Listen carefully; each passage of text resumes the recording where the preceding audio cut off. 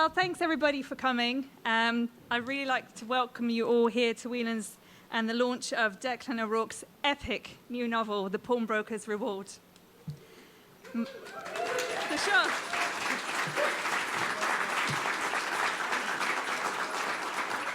My name is Nicki Howard. I'm publisher at Gill Books. This is my first book launch in over 2 years, so can I just say how great it is to have everybody in a room together to celebrate bringing a book into the world. And a big thanks to Kevin at Whelans for arranging this bigger room for us to fit us all in. So yeah, what a book this is. A book that has been with Declan for many years, I think, consciously and subconsciously. I won't say much because there are other people going to speak about the book, but as Declan's publisher, there's just 2 things I would like to say. First, many congratulations to you, Declan. It's been incredible to be part of the journey as you've moved from songwriter to novelist. A move that seems so natural, but of course takes great craft, humility and care, which you have in spades. And second of all, it's my duty as publisher to remind you that the book is on sale. So thanks to our friends at Bookstation for coming along to ensure that you all have your copy of 5. So thanks very much to Bookstation. So with those 2 things said, thanks again everybody for coming this evening. And it's my pleasure to now introduce you to Declan's wonderful editor, Conor Kostick.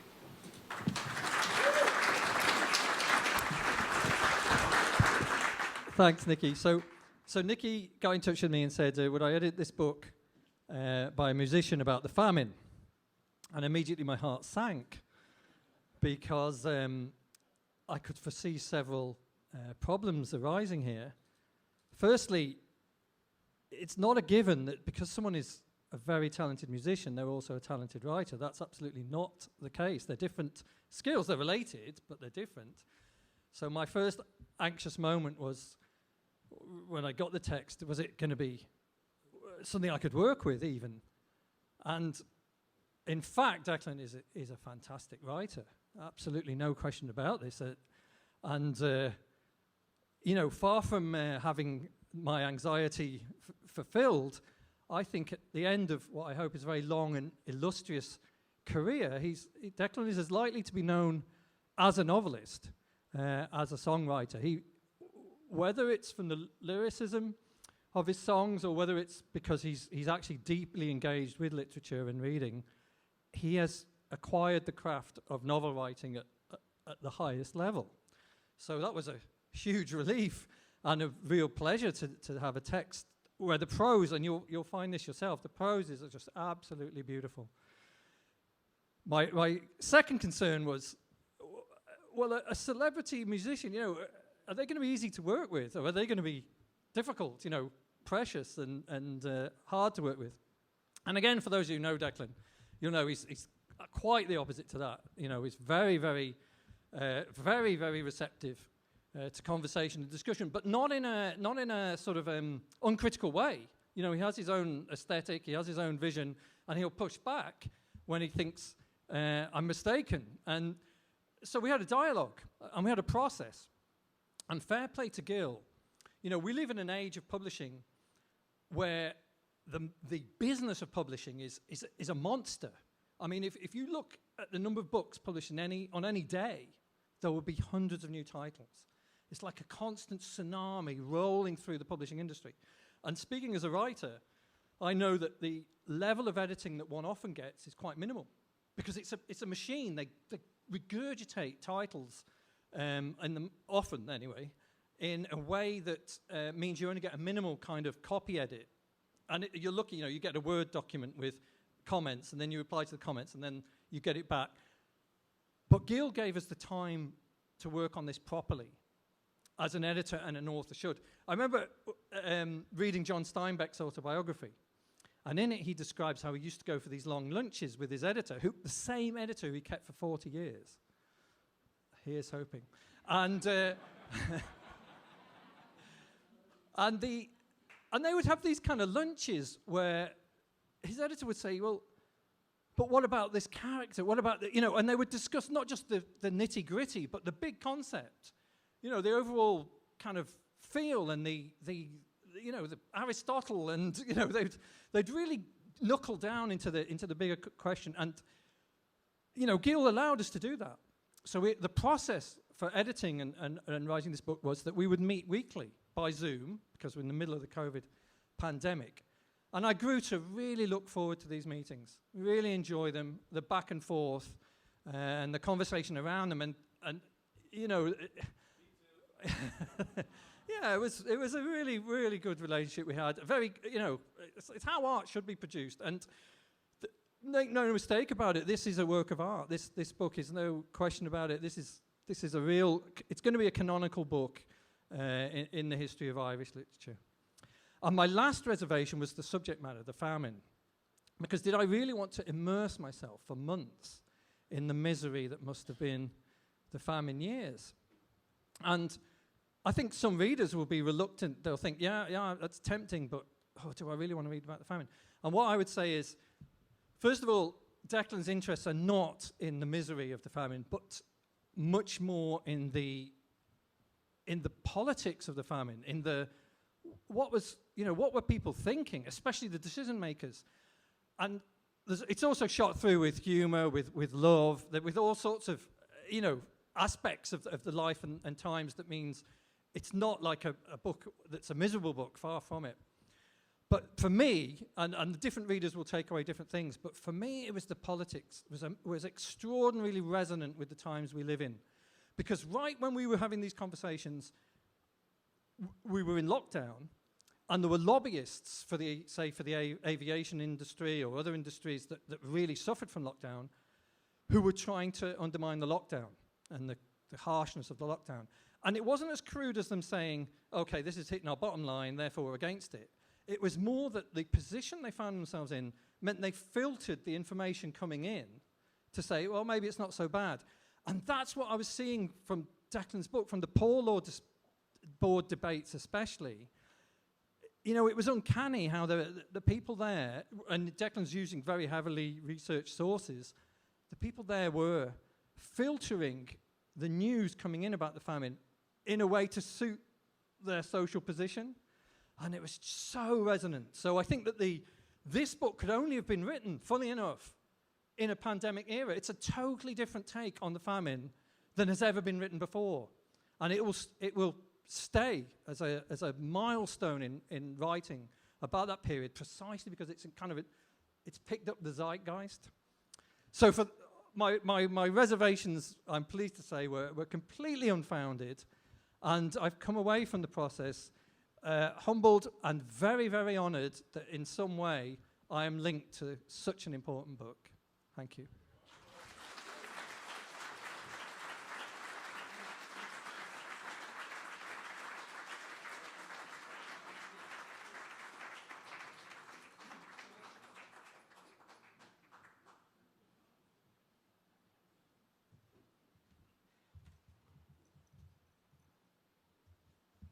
Hi, I'm Dearbhla, and can I just say, isn't it amazing to be in Whelans, to be back in? It's just kind of, God, it feels like years ago, and that's what it is, and this is not how I expected to be back, because I'm so used to being down there looking at you guys, or so many faces that I recognize in the audience up here, making me feel fabulous listening to your music. So, in a night of first novels and first time back at Whelans, this is the first time I've been asked to do anything as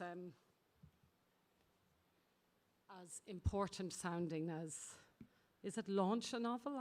What's the verb? Is it? Am I launching? Yes. What is it? Yeah, it's so launching. So Declan asked me to say a few words, and hopefully they'll feel fewer in their telling than they did in their writing. But from his first album in 2004, and the most sublime love story, with apologies to all other artists in the room, that was, that always shall be, Galileo, via his song cycle of 15 years in the making of the Chronicles of the Great Irish Famine, to his most recent and 7th album, Arrivals, which I had the honour of collaborating with him on a video for the title track. in the middle of lockdown in Euston Station, a place where I've spent many hours waiting for a train, but the trains waited for us that night as his fingers grew blue over a grand piano. Declan has proven meticulously detailed and passionate and ambitious in scale about his work. Not being content from being a lauded master and success in one medium, of, as we all know, in his singing and songwriting, he now has proven himself equally brilliant and moving in another, in literature and the art of writing this beautiful novel. And from the opening page of this powerful tome, Declan writes with such fierce beauty and moral muscle and desperate tenderness that I was immediately grasped by the heart and imagination and brought up close and personal to the desperate plight of Pádraig Buachalla. The opening sequence is a filmmaker's dream. I spend my time reading screenplays, and sometimes I say being a director has ruined the art of reading for me, because as you read everything, you have to think about how you would bring it to life. But the opening sequence, we just land bang in the center of an amazing story. It's a filmmaker's dream because it's cinematic in scope and in its intimacy.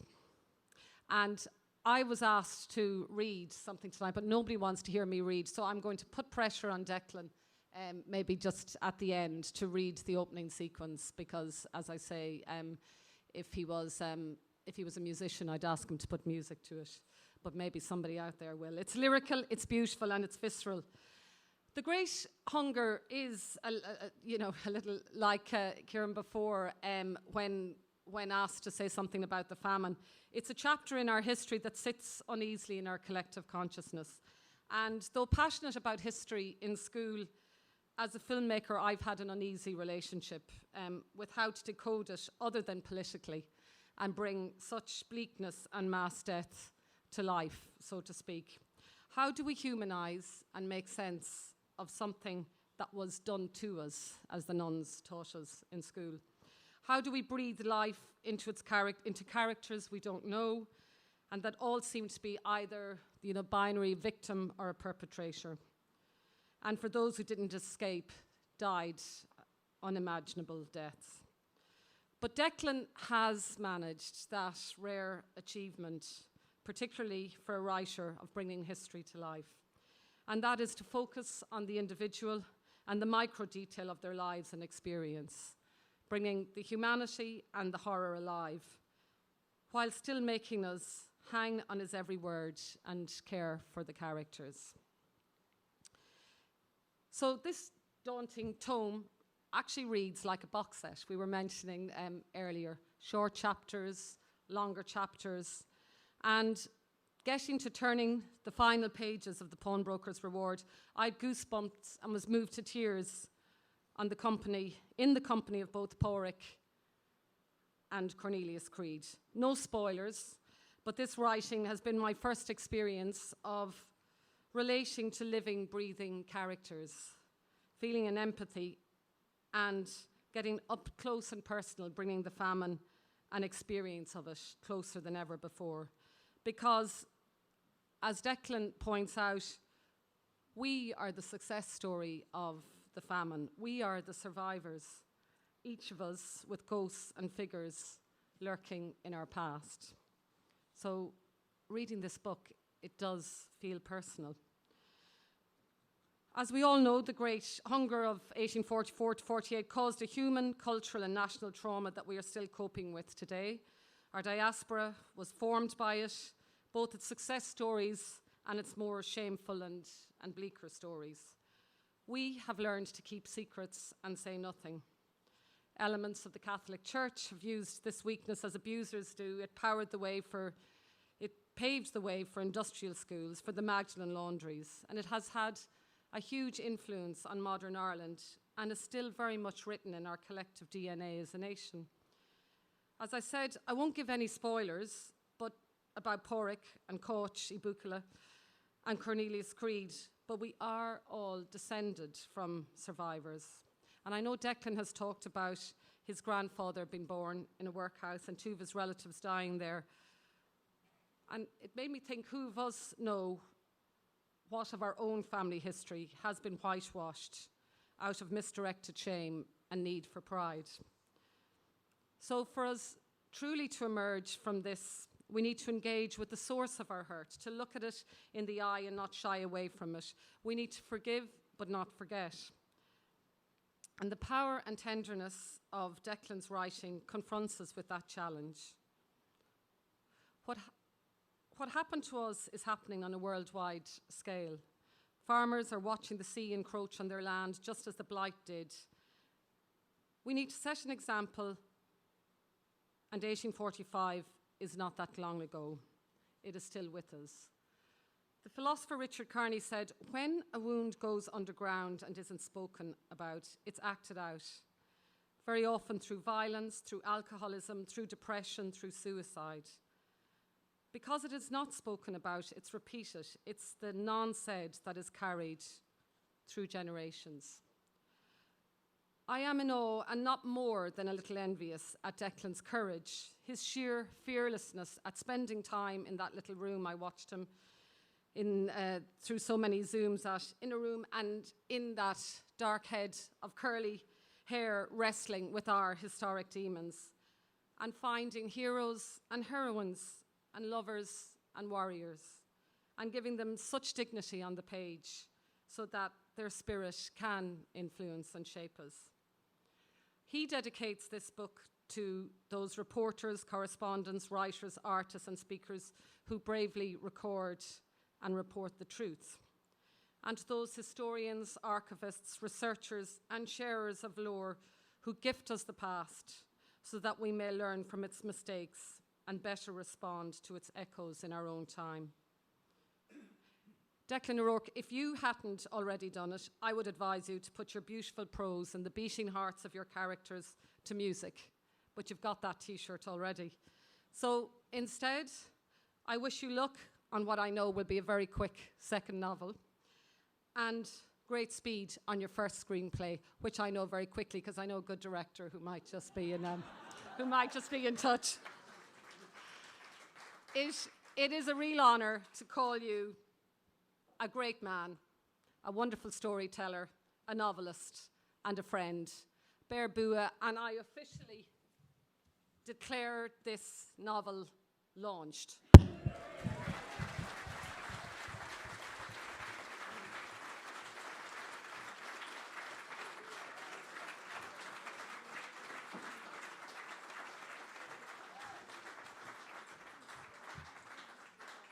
I promised you a read of his first chapter, which, as I say, is like a short film going into the movie. So I know, Declan, you said you didn't want to read, but your voice, that's the reason why we listen to your music. It's, the storyteller, the balladeer. I just think that the opening is just okay. Until they start saying, all right, okay, more.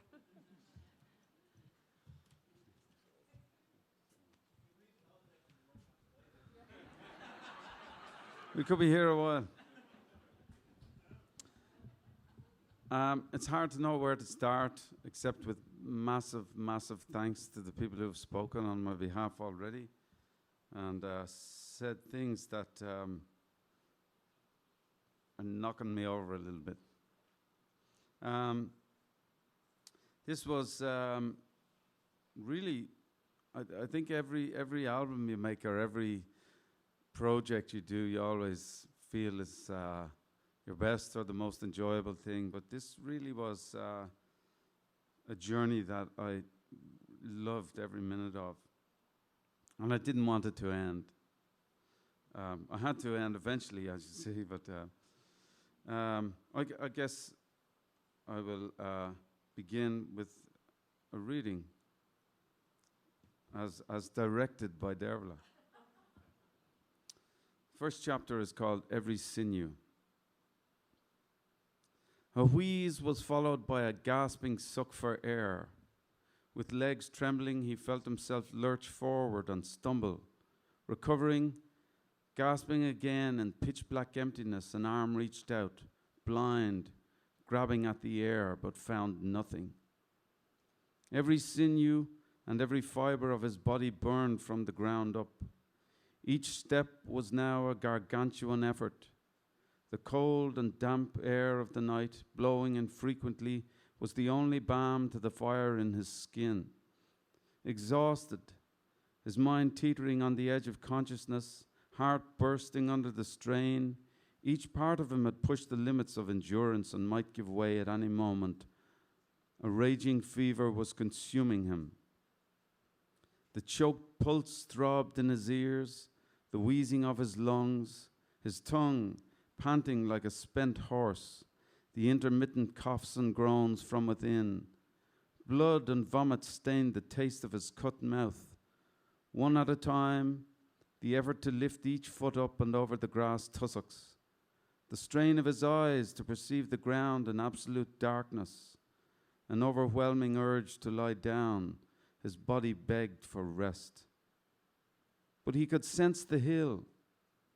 It was just before him somewhere. He tried to focus on that, not the pain. But how? To climb it seemed impossible.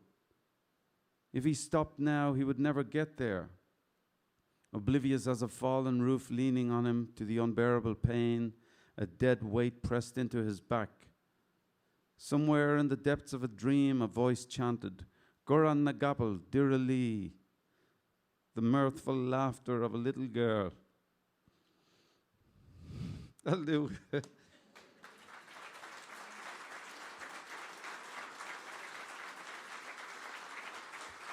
Thanks.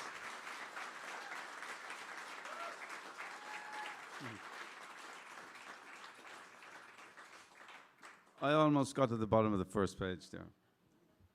You know, 21 years ago, I came across an account of the Dearbhla family as recorded by Padar O'Leary, a neighbour of theirs. And it was related about the man who had carried his wife home from the workhouse mile after weary mile to their old home, and was found the next morning dead with his wife's feet held to his chest as if he'd been trying to warm them. And isn't that powerful? Isn't it tragic?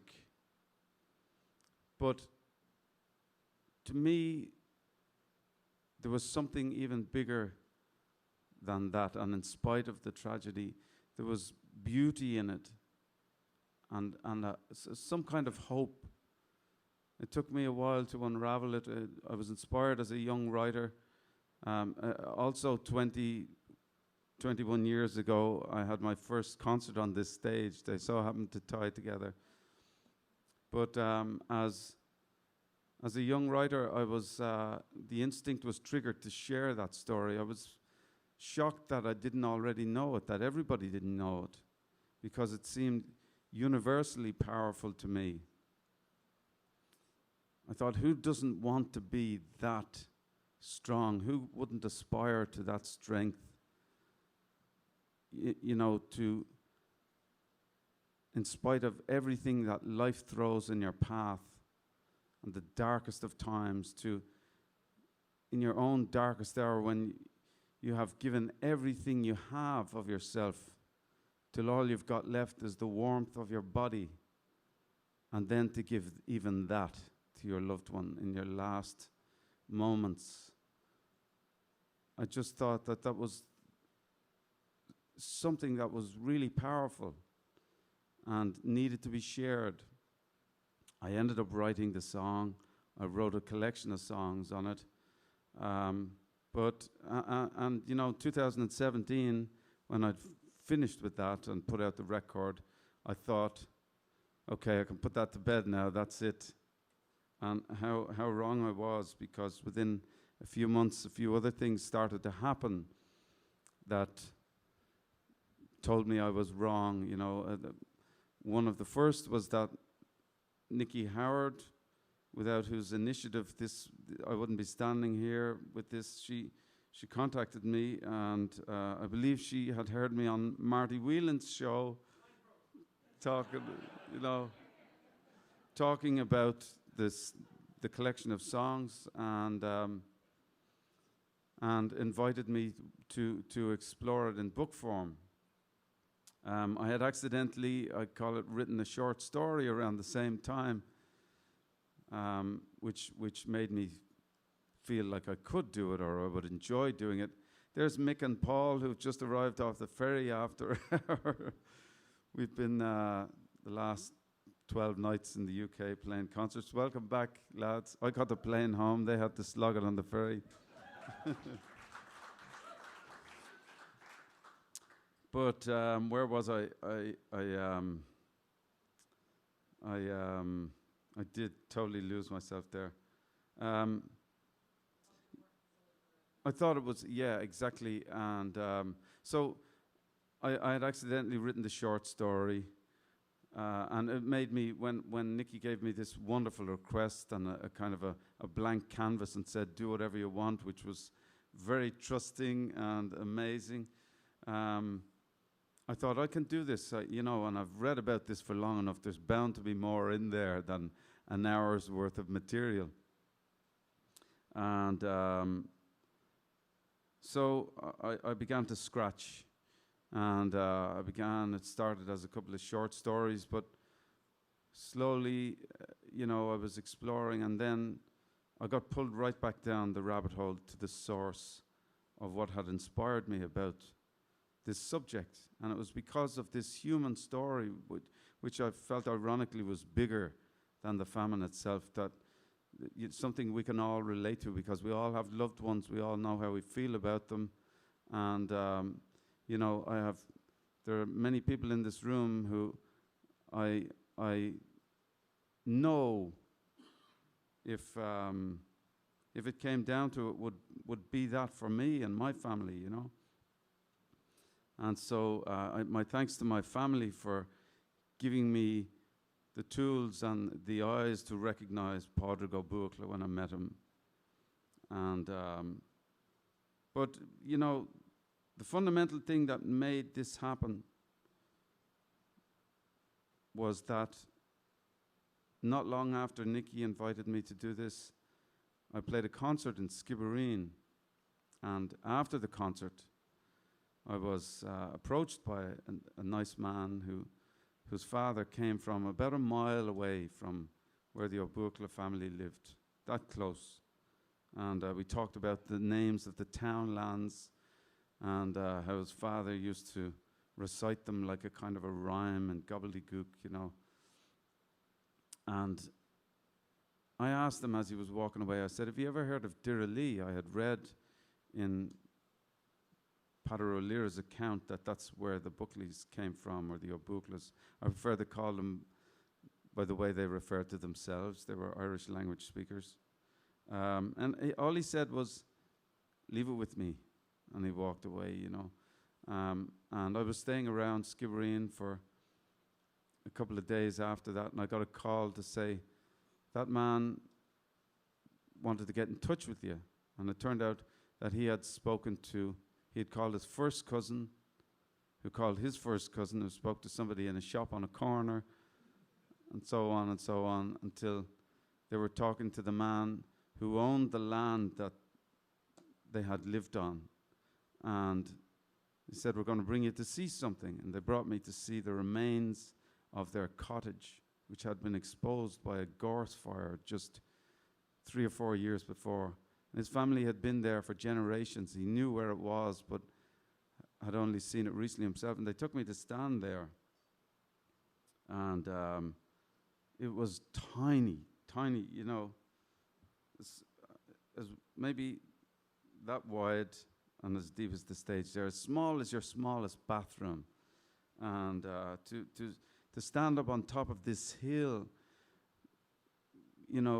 for miles around you could see this wonderfully kind of tilled, pastured green land, but for some reason on the top of this hill there was this really sharp ridge, and the remains of this cottage was just in the shadow of that, and it had been left, and it was exposed to the winds. The man who lived there told me, he said, if you stood up here at night in the wind, it would skin you. It's so, and I learned so much by being there that I had never known when I was trying to write a song. And I walked away just thinking, this is not finished with me. And this is the result.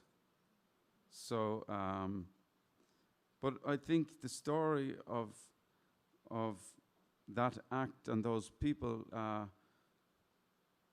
is something to hold up in the light, because it's more powerful than tragedy, and it teaches us how to be better people, you know, and it's important to keep those stories alive for that reason.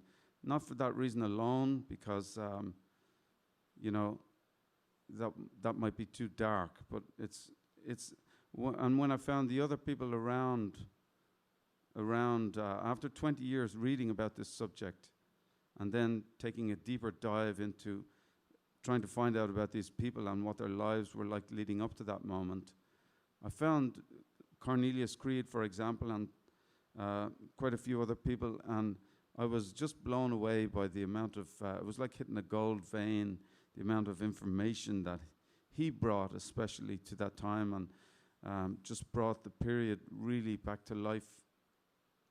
And I could go on and on and on, but you have a bit of reading to do already. I want to say a very, very special thank you to Nicki and all her team at Gill for inviting me to do this and then facilitating it so well. And I'm amazed at this. You know, I feel like I was just a part of the journey, because, you know, I'm just sharing the story. It's not my story, and I did not send this to the manufacturers and everything. So I feel privileged, and I'm very excited for people to meet the people between these pages. I know you'll love them. And I want to say a huge thank you to Conor Kostick, my editor, who really was wonderful to work with, and we had an instant chemistry. I just couldn't say enough about how enjoyable that process was. And I do have somewhere in a box over here a T-shirt that I got made from, that says, I got one made for him and one for me, and it says, "I spent lockdown in 1846, because that's where we were.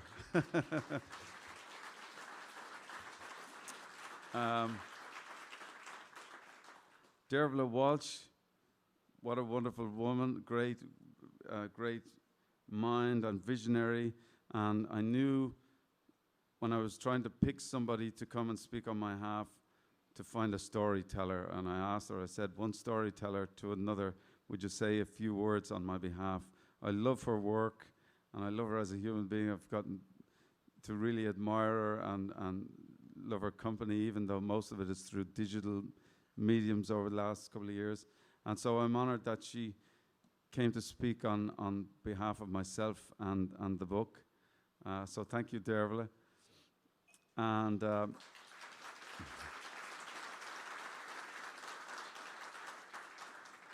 I've thanked my family already for the fundamental ingredients. The last thing to do is to thank you all for being here with me to celebrate this moment. And I ask you to help me to share this story. I've been asked, the greatest thing you can ask for a book, apparently, is to get people to review it. I'm learning. But there you go. Thank you so much. I look forward to spending a bit of time in your company now for the rest of the night, and thank you.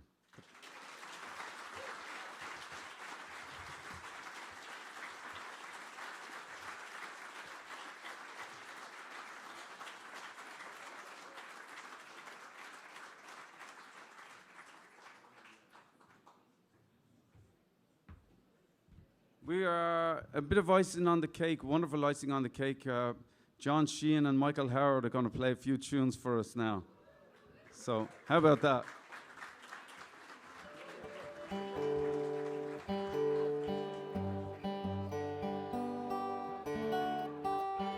By the way, I've got some flowers here for my speech makers. First one I'd like to give to Nicki Howard, if she could come up here and accept some flowers.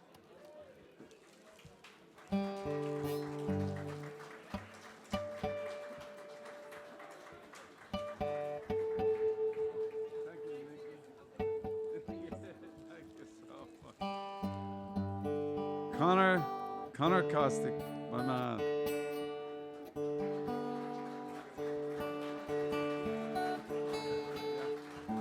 And Dearbhla Walsh.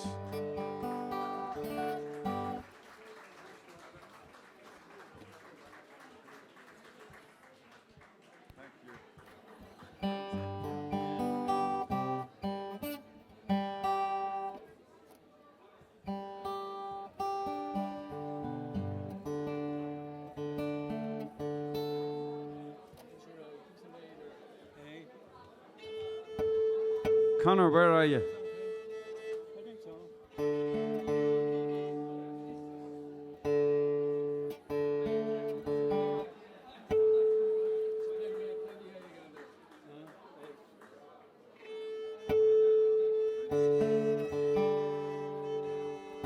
Take it away, boys.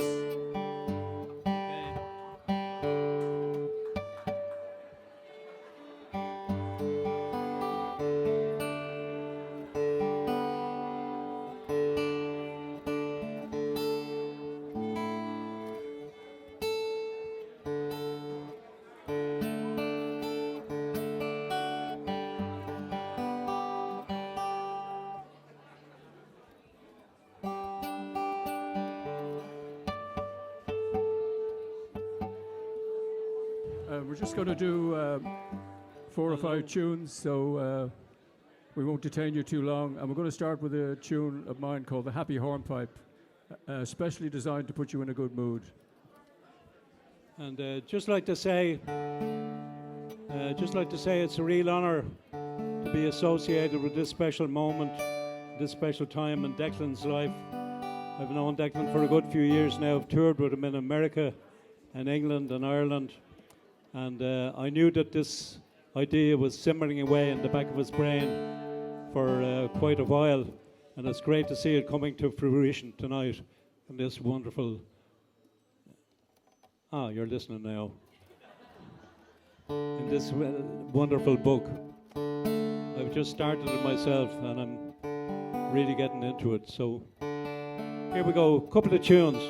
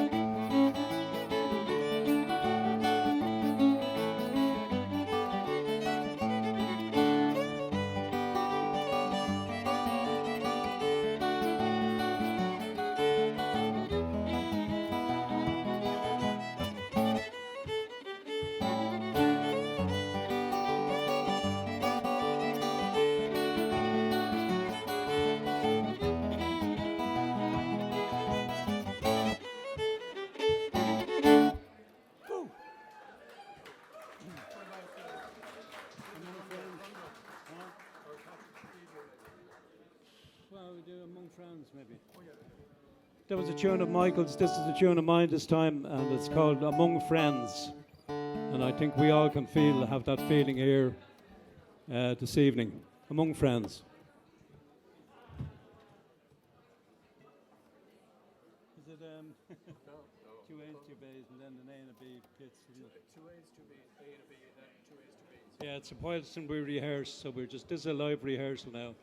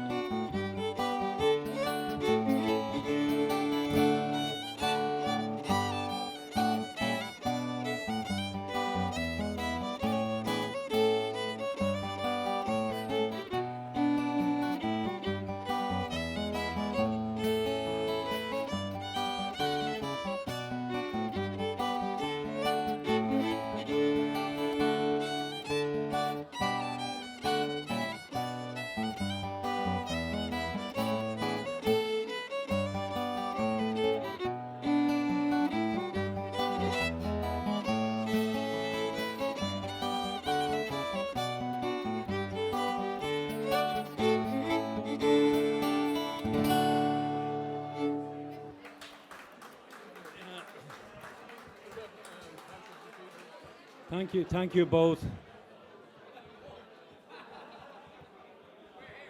You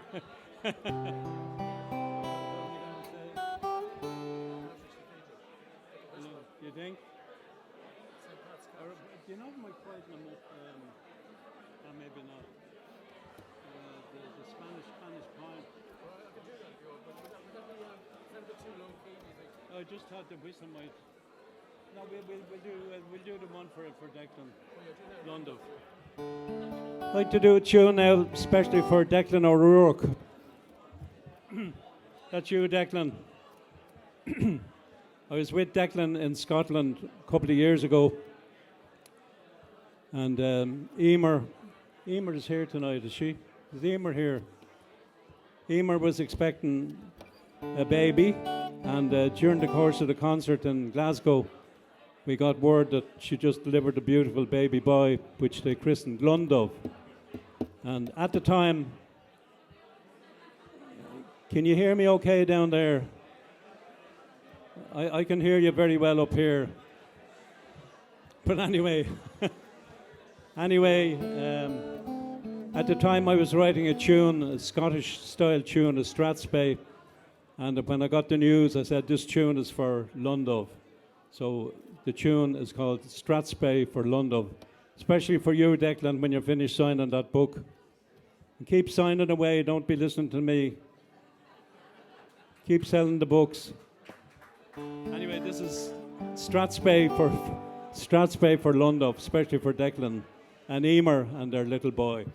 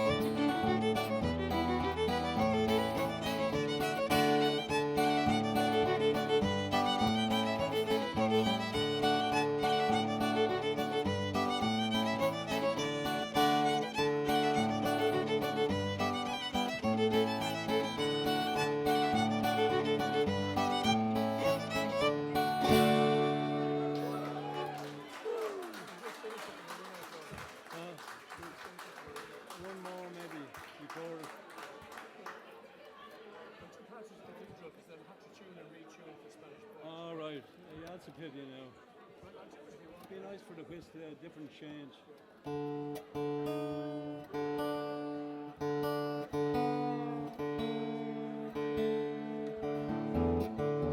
going to play another tune for you now. This is the last tune. This is the last tune before the encore. We like taking risks.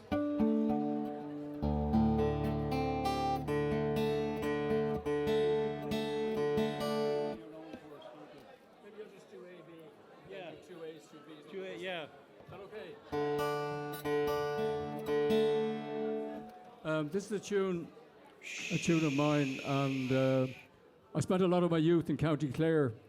And as a guitarist, we used to go out to Kilkee and Lahinch and Milltown Malboy. And there's a place there called Spanish Point. And apparently it's a location where one of the ships from the Armada went down in 1588 when the Spaniards went to take to Queen Elizabeth's crown, but they got shipwrecked and blown off course. And there are various wrecks strewn around the place, but Spanish Point is named after one of these, and it inspired this tune. So John gives John an outing on the whistle as well. So here we go. Lovely.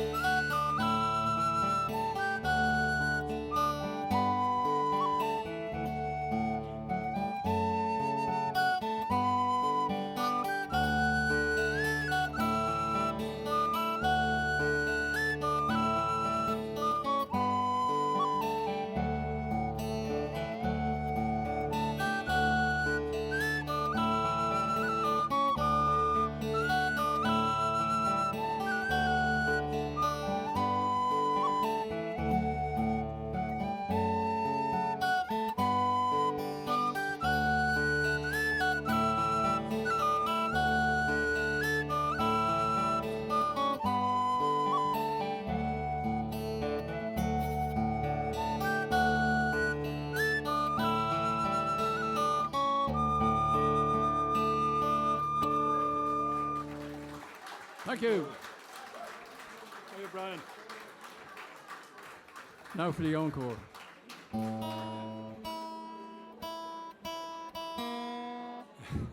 Encore, okay, this is the encore. I'm not sure whether it's a compliment or not to have a special request for an encore. This is a tune I wrote over 30 years ago in my mammy's house in Marino. And it's become very well known now all over Donecarney and Marino. And it's called the Marino Waltz.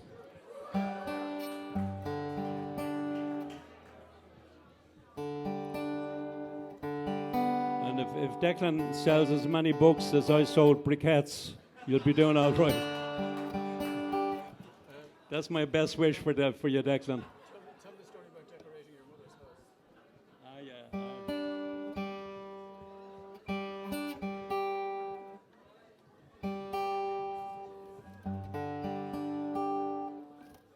I'd just like to tell you a quick story about Barney McKenna, a great friend of ours. And Barney died, 9 years ago. But I was on tour with the Dubliners, and Barney was a very, shall we say, loquacious individual. He'd plenty to say. And I came down to the bar one night, and I noticed Barney was listening intently to somebody, which was unusual. And he was kind of had a slight frown on his face, and he was just nodding slowly. So I cocked an ear to the conversation. But as it turned out, this person that Barney was talking to was bestowing a litany of praise on John Sheahan, you see. And Barney, I think, because he'd been with the Dubliners so long, he'd probably taken a lot of things for granted because John was great, he organised the tours and did everything. And that's basically what this person was saying to Barney. Do you know how lucky you are to have somebody like John Sheahan in the band? And Barney didn't say a word.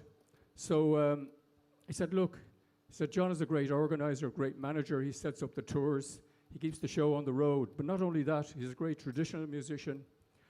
He's composing his own tunes now, and I believe he's even writing poetry. But most of all, that's not the end of it, he said. The one thing I love about John Sheahan most of all is his humility. At which Barney piped up and said, yeah, I know. He's got an awful lot to be humble about.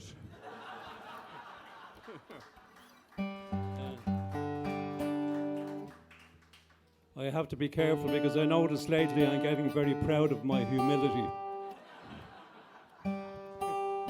Right.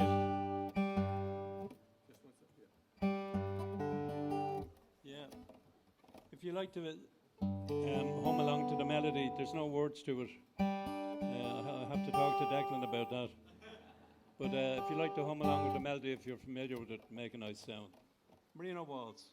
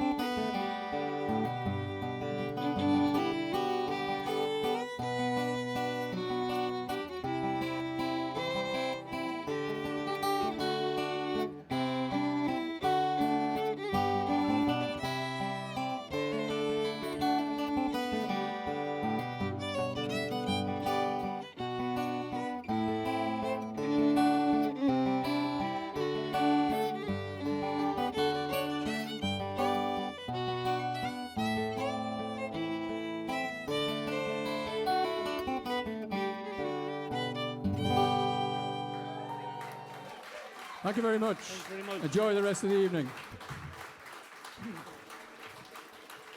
Enjoy buying the rest of the books. He's still signing over there. Thanks very much.